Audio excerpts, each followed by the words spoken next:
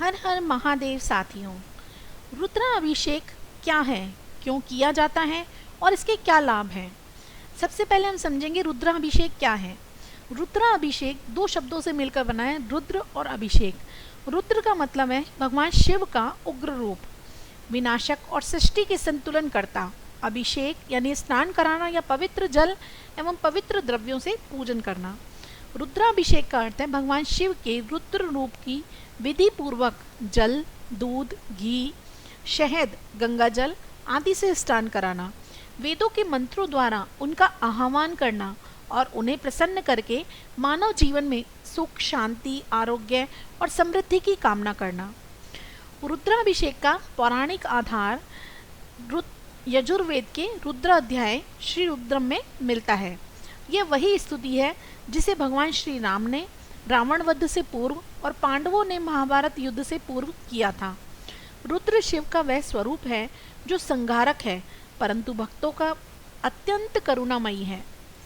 रुद्राभिषेक क्यों किया जाता है? धार्मिक दृष्टिकोण से भगवान शिव को प्रसन्न करने के लिए, जन्मों के पापों का शालन करने के लिए, कुंडली के दोषों के शमन के लिए, विशेष तौर पे काल सर्प दोष, ग्रह दोष और शनि दोष के निवारण के लिए भी रुद्राभिषेक किया जाता है। जीवन के कष्ट, बाधाएं, रोग, भय, विघ्नों को शांत करने के लिए भी रुद्राभिषेक किया जाता है। आध्यात्मिक दृष्टिकोण से अगर देखा जाए तो मन, वाणी और शरीर की शुद्धि होती है रुद्राभिषेक करने से। ध्यान की गहराई और आत्मचेतना बढ़ती है। मानसिक शांति, संतुलन और आत्मिक बल भी प्राप्त होता है शिव जी का रुद्राभिषेक करने से। सामाजिक और पारिवारिक दृष्टिकोण से अगर इसे देखा जाए तो पारिवारिक सुख शांति बनी रहती है, व्यापार में वृद्धि होती है, नौकरी में स्थायित्व होता है, विवाह और संतान सुख में सहायता मिलती है, रोग नाश होते हैं और अकाल मृत्यु के भय से रक्षा होती है। रुद्राभिषेक कैसे करें? रुद्राभिषेक के लिए शिवलिंग स्वच्छ स्थान पर स्थापित करें या मंदिर में जाकर के पूजा करें। शुद्ध आसन लें, शुद्ध जल रखें। गंगा जल, दूध, दही, शहद, घी और शक्कर, बेलपत्र, धतूरा, आक, सफ़ेद पुष्प, भस्म, चंदन, धूप, दीप, कपूर, अक्षत, नारियल, फल और मिठाई, ये सभी सामग्री ले लें। संकल्प लें, मैं अमुक कारण से रुद्राभिषेक कर रहा हूँ या कर रही हूँ। आप जिस भी वजह से रुद्राभिषेक कर रहे हैं उसका संकल्प लें। पंचामृत से शिवलिंग पर अभिषेक करें। गंगा जल से पुनः स्नान कराएं। ओम नमः शिवाय और ओम रुद्राय नमः मंत्रों का जाप करते रहें। यदि संभव हो तो श्री रुद्रम नमकम चमकम का पाठ करें या पंडित जी की सहायता लें। बेलपत्र, पुष्प आदि अर्पित करें। अंत में शिव जी की आरती करें। ओम जय शिव ओमकारा।